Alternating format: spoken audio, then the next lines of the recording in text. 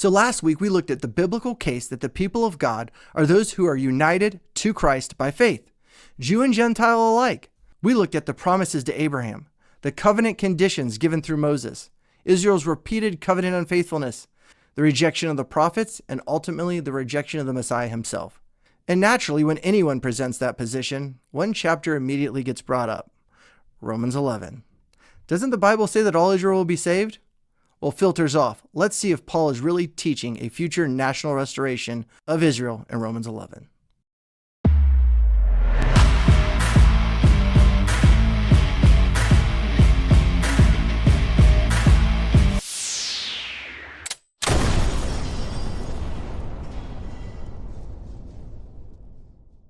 Hey everyone, I'm Kelvin, and momentarily joining us is Josiah, and you're watching Cloud and Fire by Kelvin's Faith Unfiltered. Kelvin's Faith Unfiltered is a reformed, post-millennial platform for biblical teaching and faith commentary, designed to help us all be shaped by reason, guided by faith, and grounded in Christ. So Josiah, the question is, will all Israel be saved? Well, that's another really loaded question. It depends what you mean by Israel. Oh, what do you mean? There's a lot there. I feel like Romans 11 is going to help us figure that out. All right, that sounds like a good idea. Let's go there. So here's the thing. I once thought Romans 11 was about a future conversion of Jews to Christ. It went through two versions for me, one as a dispensationalist and then another as a postmillennialist. Today, though, I don't actually see it as future at all. And when I went looking, I found out there are two very interesting theologians that agreed with me, N.T. Wright and John Calvin, but we'll get to them in a minute. By the time Paul gets to chapter 9 in the book of Romans, he has already told us something that should reframe everything that follows. He says plainly, not all who are descended from Israel are Israel. That's not a throwaway line. That is Paul's own hermeneutical key. You see, Paul's already redefined what it means to be a Jew. He did so in chapter 2. He's already told us the true children of Abraham are those who share his faith, not just his bloodline. He did so in chapter 4. So when we arrive in chapter 11 and Paul talks about how all Israel will be saved, we have to let Paul define his own terms, and he's already done so. Now here's where Calvin and Wright come in. Calvin, writing in the 16th century, acknowledged that many in his own day read this passage as some type of future promise for Judaism. Calvin rejected that reading. He wrote that he extends the word Israel to all the people of God, gathered from both Jews and Gentiles together. For Calvin, all Israel is equivalent to what Paul calls the Israel of God in Galatians 6:16. Not an ethnic category, a faith category. N.T. Wright, coming from a very different theological tradition than Calvin, lands in a remarkably similar place. Wright argues that Paul is not setting up a two-stage event. First Gentiles come in, and then later ethnic Jews get saved in a separate movement. That is not what Paul's saying. What Paul is saying is that Israel's hardening is the means by which the nations come in. And that process is how God saves all Israel. Wright calls this a polemical redefinition. Paul is doing to the word Israel exactly what he did to words like Jew, circumcision, and seed of Abraham everywhere else in his letters. He is widening the scope. All Israel? That simply means the whole family of Abraham, believing Jews and believing Gentiles together. So my position, though, is this. All Israel most likely refers to the complete covenant people, the full number of the elect, drawn from both Jews and Gentiles. But Israel's specific contribution to that all Israel, what Romans 11 is actually tracing, is the elect remnant of ethnic Jews who are provoked to jealousy by the Gentiles coming in and turning to Christ. Paul tells us the mechanism himself in chapter 10, verse 19, and chapter 11, verse 11. God uses the Gentiles coming to faith to make Israel jealous. That jealousy is the instrument of their turning. And here's what I think is the most underappreciated verse in the entire passage.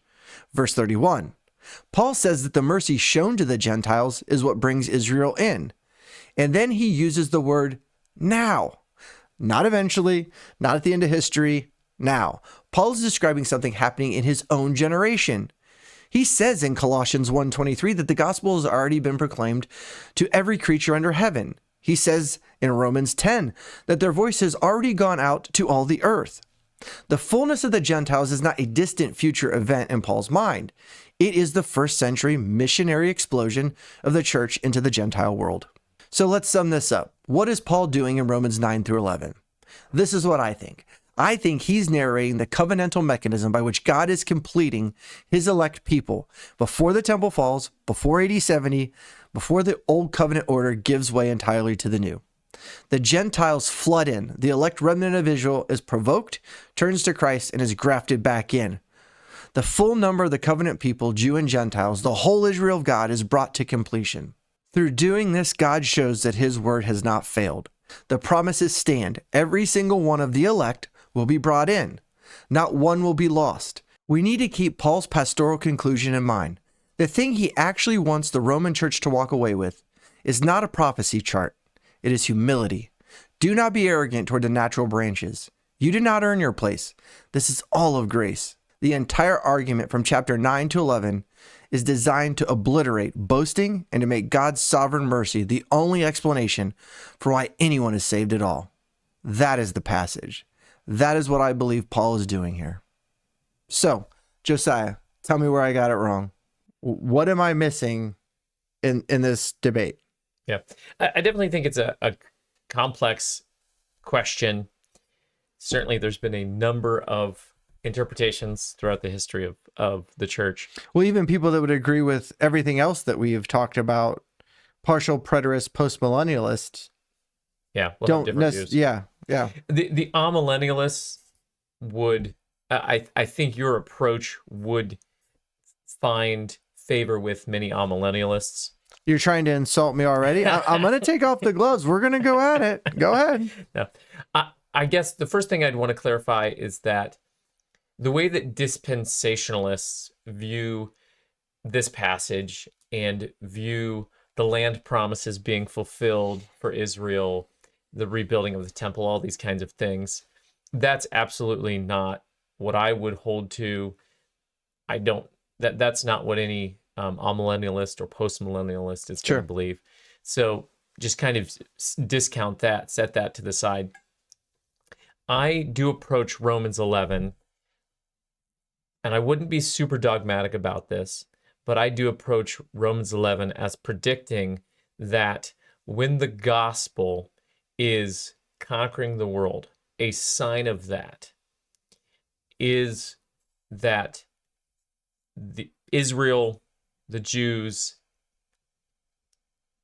however you want to describe that, being brought to faith in Christ, being grafted back in to this olive tree, is a sign of the completion of the gospel conquering the world. That would be my approach to Romans. And 11. Just so everybody knows, this is a friendly debate. I completely disagree. And I will ask you two questions. How would you know?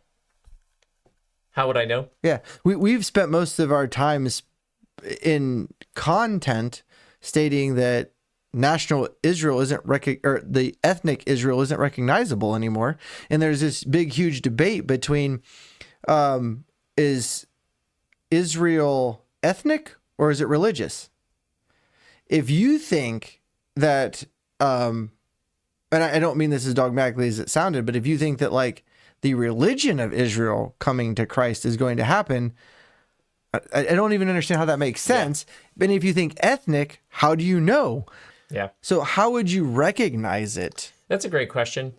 And I would think you'd have a variety of answers to that within even postmillennialism. Some would view it more as the nation of Israel. Some would view it more as... So would you say it like almost like a revival of the United States or Poland or any country coming? Is that what you're trying to say? I would, much like when we talked about Revelation and we're like, we don't have all the answers, I would approach this and say, I don't know, this could be thousands of years in the future. I don't know what the geopolitical landscape of the world will look like at that time, or the ethnic landscape. But well, then let's just look at the passage then, because my approach is to say that this is definitely a first century thing. Paul's talking about his brethren. I don't think that he has in mind, and I think we're stretching if we try to say that he has in mind 2,000 years in the future, a nation or a people that's a lot atheist. On top of that, when we get to the actual passage that we're talking about at hand in verse 25 of Romans 11, lest you be wise in your own sight. Now he's talking to non-Jews here, right? He's saying to Gentile Christians, don't be wise in your own sight. I do not want you being aware of this mystery, brothers. A partial hardening has come upon Israel until the fullness of the Gentiles has come in. And in this way, all Israel will be saved. Now, I want to ask you a couple questions, and I'm putting you on the spot. I get it. What's the partial hardening? What is the fullness of the Gentiles? Before we even get to, will all Israel be saved? Because I see this as literally the setup for the book of Revelation, the ending of Israel. So you're seeing all of this as occurring in Paul's time. Yes, because Paul literally tells them that the gospel has gone to the whole world after Romans. That's not before, right? So the gospel has gone to the fullness of the Gentiles. We often think in terms of, and we need to get out of this idea. You don't have this view, but I'm saying I think it helps that we think in terms of numbers as opposed to regions or groups. And so this fullness of the Gentiles isn't like all, I mean, even if you tried to be overly literal, all Gentiles that come in, so you're saying that all Israel won't be saved until every Gentile becomes a Christian? No, it's talking about groups, and Paul is the one who says that the gospel has gone to the ends of the earth being the Roman Empire, the Roman world. That's what we knew as the maps. So, and in this way, all Israel will be saved. That's tricky. That's tricky, at least for your view, because I could argue simply that the fullness of the Gentiles coming in is all Israel being saved, because Paul has gone through the whole book of Romans, basically saying that, just go back to Romans 9. Not all Israel is Israel. Yeah. So that's the position that I'm kind of coming from. Which, go ahead. Yeah. Again, there's a real sense Jesus is Israel. Paul talks about there is one seed, not seeds, but one seed. Let me just go there for just a second, because I agree wholeheartedly. But what does that mean? Our salvation is union to Jesus. So yes, agreed, right? And, go ahead. And again, this Romans 11 is the metaphor that drives this passage is this olive tree. What is the olive tree? Well, and I would love for you to answer that. Yeah. Because I do struggle with that. I've argued that the olive tree is Christ. That would be my interpretation. I think some would press us and say the olive tree is Israel, and that's where you get branches that are broken off. I don't see that. I could say that the olive tree is the church, but the dynamic, 1 Corinthians 11, 12, the dynamic of Christ and his body being one. To me, the olive tree, even if you call it the body, if you call it the church, if you call it the kingdom, or whatever you want to call it, it is based on unity with Jesus. And so there's a real sense in which it's both and. So I think we're talking about groups of people being brought back into this olive tree, which it even says the Gentiles, you weren't in. You've been brought in. You can be kicked out. Be careful. But are you running prey to, and I'm not trying to jump you here, to the numbers game?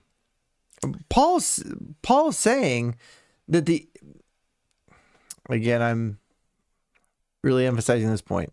Paul's saying that the Jews were hardened to let the Gentiles in. You agree? Yeah. You understand that, right? So their fullness brings Israel back in, but what does that look like? I mean, to me, it's just basically saying that this is going to make people jealous and they're going to want to come back. But there's this idea of the numbers game that bothers me. Now, I will go back so I can be honest. Where's the passage, or where's the verse at where he says, how much greater? So I ask, did they stumble in order that they might fall? By no means. Rather, through their trespass, salvation has come to the Gentiles, so as to make Israel jealous. Now, if their trespass means riches for the world, and if their failure means riches for the Gentiles, how much more will their full inclusion mean? He spent the whole book talking about who Israel really is. Israel is not used in the term of the nation. It's the remnant. So to me, it's about the remnant, and it's always about the remnant. It's not about a revival. And again, I just don't even know how you differentiate them. Yeah. So go ahead. I'd love to hear. I think there's a little bit of a double entendre in Romans 11. I've read books, and I've seen amillennialists, especially talk about Israel in Romans 11, and how along the lines of what you're saying, that Israel in Romans is not always ethnic Israel. In fact, his whole point is that to be a part of Israel is not specifically an ethnic thing, right? I don't think he could say it any stronger than some of the language. Yeah. Yeah. To be a part of the covenant people of God is not inherently just an ethnic concept. Romans 4, he talks about what was the benefit of being a part of ethnic national Israel, and it's, he does that 9 as well, right? I mean, he says they have the oracles and So there, in a sense, you were blessed to be a part of the nation that had Yahweh as their God, but it wasn't like it was inherently a blessing that led to salvation or what have you. But I think in Romans 11, there's this kind of back and forth that he's doing here between ethnic Israel, or again, however you want to use that term, versus covenant Israel, the remnant. And at the beginning of the chapter, that's where he says, has God rejected his people?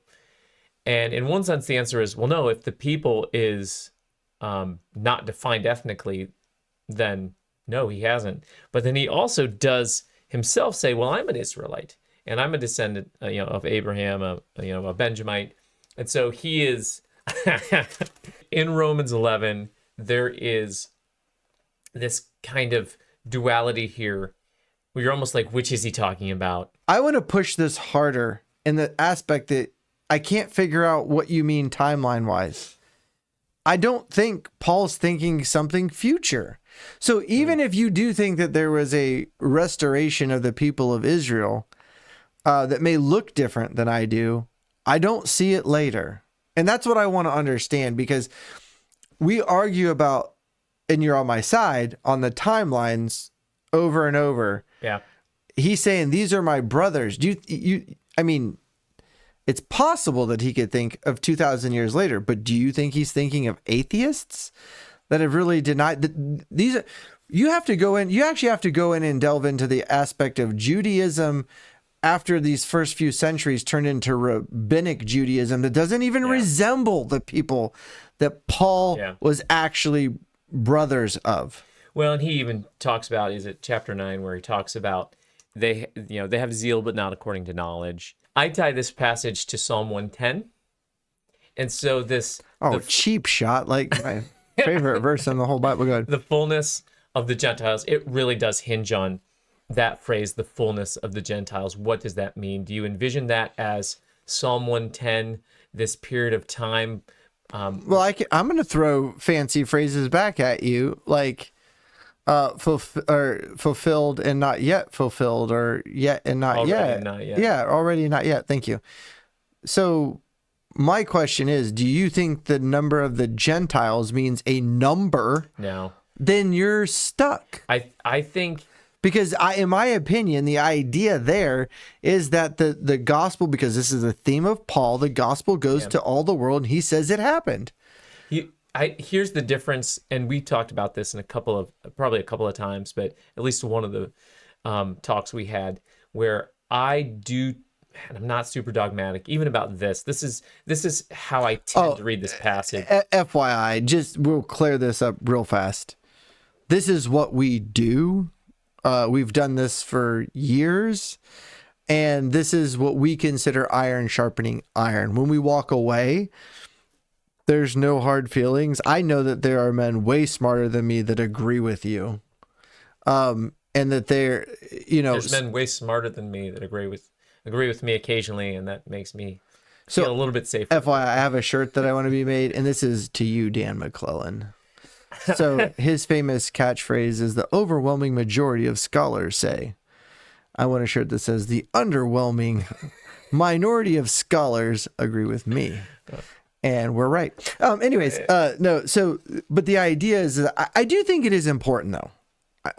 It doesn't have nearly as many practical applications, but I think it's important to understand that Paul had an idea and it came to fruition, because most people are trying to crack down on Paul and say, you had an eschatology that expected a return of Christ in a certain way and it didn't happen. And to me, this could be used. I think he thought that this was first century events.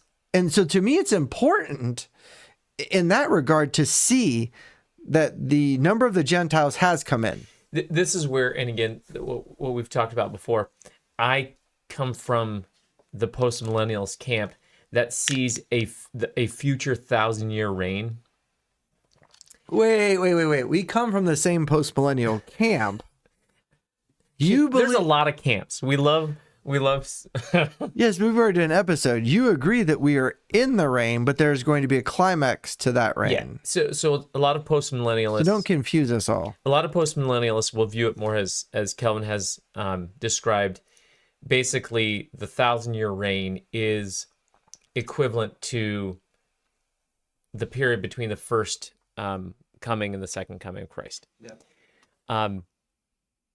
Other post-millennialists view that 1,000-year reign as kind of this period of time. It's not exactly 1,000 years. This long period of time towards the end before Christ comes that is a time of peace and the gospel ruling over the world.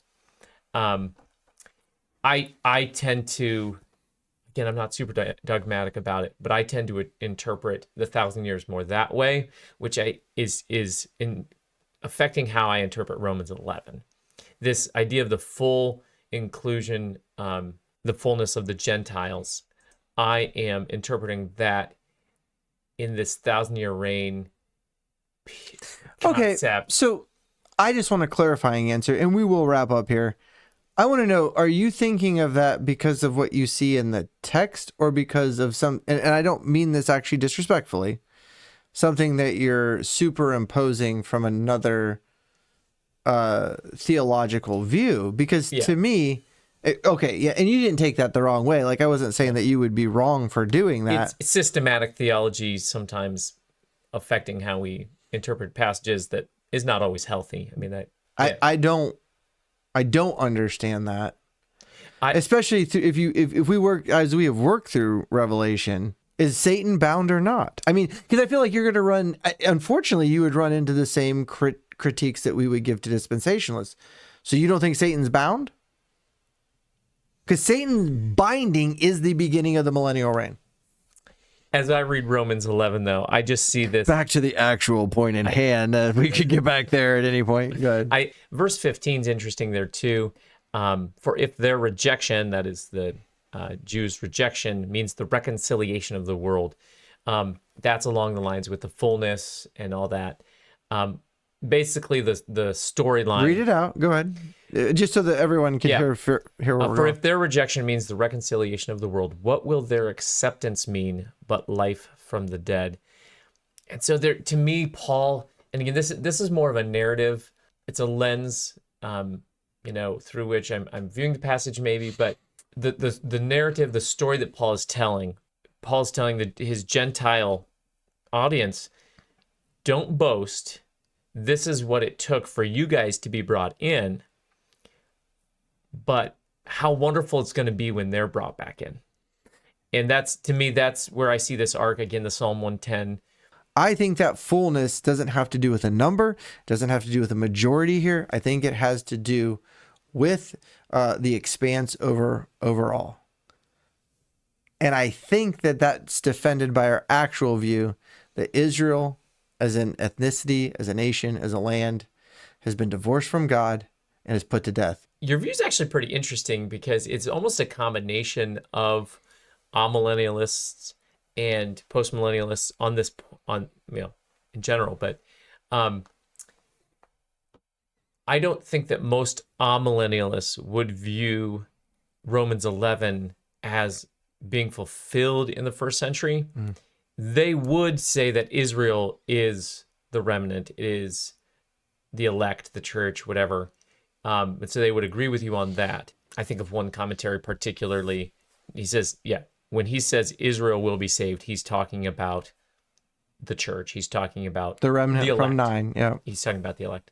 And so it's just interesting. It's just kind of a comment. It's interesting that you're kind of combining the postmillennialist partial preterist timeline with the interpretation of Israel. It would be really interesting to take a poll of postmillennialists and see how they interpret this passage. I don't know in 2026 how the majority of them do interpret this. I would love for someone to put that in the comments because I just think that if we're going to read Paul consistently, I just don't know how we get to a future thing because he's so present. He's so present. And from there, I'm going to the big finish. Over the last 2 weeks, we've tried to show that Romans 11 cannot simply be dropped into a modern political ethnic framework without bringing a lot of assumptions into the text. The 2 verses we keyed in on are the fullness of Israel and all of Israel being saved from Romans 11. To become a prophecy about the untouchable. Over the last 2 weeks, we've tried to show that Romans 11 cannot simply be dropped into a modern political ethnic framework without bringing a lot of. Over the last 2 weeks, we've tried to show that Romans 11 cannot simply be dropped into a modern political ethnic framework without bringing a lot of assumptions into the text. The 2 verses we keyed in on are the fullness of Israel and all of Israel being saved from Romans 11. To become a prophecy about the untouchable modern nation state requires an entire theological system holding that conclusion together. And over these last 2 episodes, we've tried to show that those systems often have to flatten, ignore, or even reinterpret a tremendous amount of biblical data. The covenant conditions, the judgment warnings, the kingdom expansion text, the New Testament's application of covenant identity through Christ, and the repeated emphasis that the Jew and Gentile alike stand before God on the same basis, and that is faith in the Messiah. Now, unfortunately, discussions like this often become emotional. They become tense very quickly. People have a real connection to this theology. Some people hear any criticism of modern Israel and immediately assume anti-Semitism. But rejecting Christian Zionism is not the same thing as hating Jewish people. As Christians, we are called to treat all people with dignity, respect, and love. But we are also called to think biblically and consistently. The New Testament doesn't teach salvation through ethnicity, bloodline, or national identity. It teaches salvation through Jesus Christ. And that means no modern nation state, including Israel, should be treated as beyond moral evaluation or should be given unquestionable political support simply because of assumptions about prophecy. Our loyalty as Christians is ultimately not to ethnic kingdoms or political systems. It is to Christ and his kingdom. So whether Jew or Gentile, the call remains the same. Repent, believe the gospel, and bow before the risen Messiah. So, I hope with all that being said, this discussion has challenged you to go back to the scriptures, slow down, and think carefully about these issues for yourself. And until next time, stay shaped by reason, guided by faith, and grounded in Christ. Take it easy.